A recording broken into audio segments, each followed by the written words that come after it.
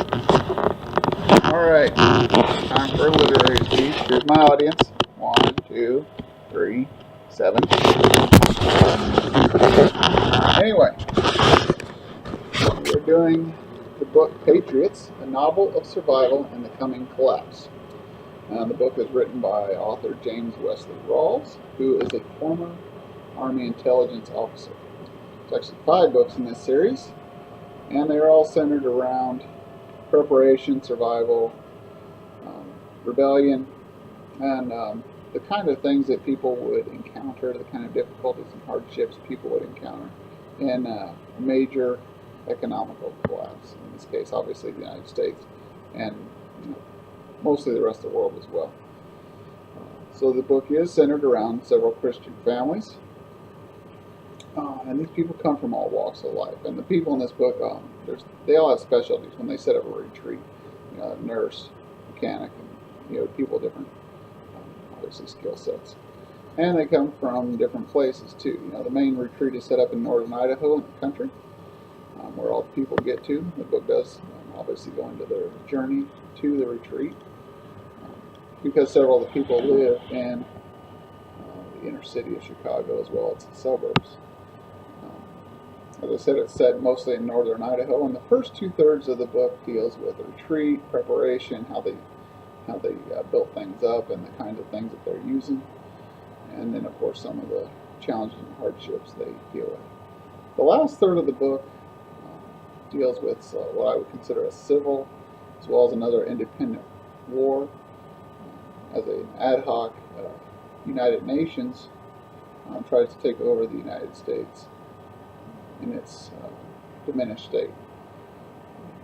Even though the book is fiction, I would consider it realistic fiction because it has a lot of practical and sage advice as well as true and helpful information on how to set up a retreat or even do a lot of the things in the survival type world.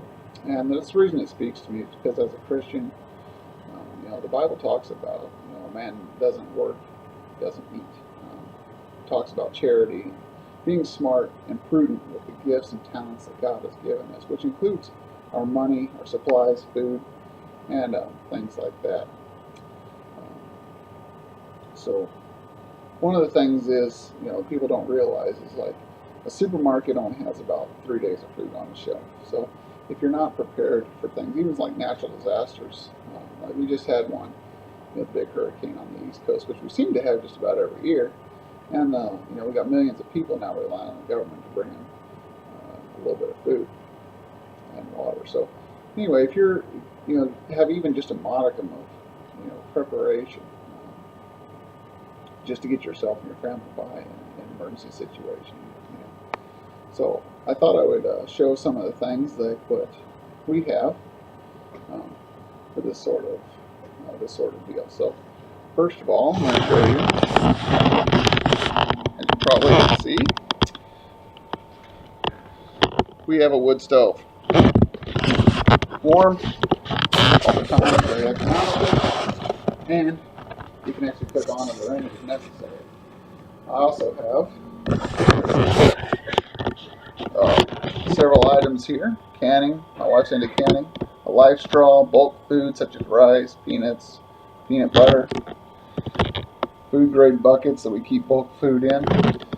A good hunting knife. Yep. Need personal protection because in an environment like that, law and order disappears. One more thing is in an economical collapse or anything like that, the system of barter, the dollar would obviously be worthless. So a system of barter and trade would be something you need to prepare for. So things that people consider valuable, such as even cigarettes or bullets or this here. It's 1 troy ounce of silver, fairly cheap to buy at only about $15 to $17 at this point. And to be honest with you, in an economical collapse or in a situation where you couldn't necessarily get to your money, your cash, or whatever, this might become very valuable. So these are just some small ideas. There's a lot you can actually learn and get to with this. But anyway, this kind of stuff is very interesting to me, so that's why I chose this. Thank you.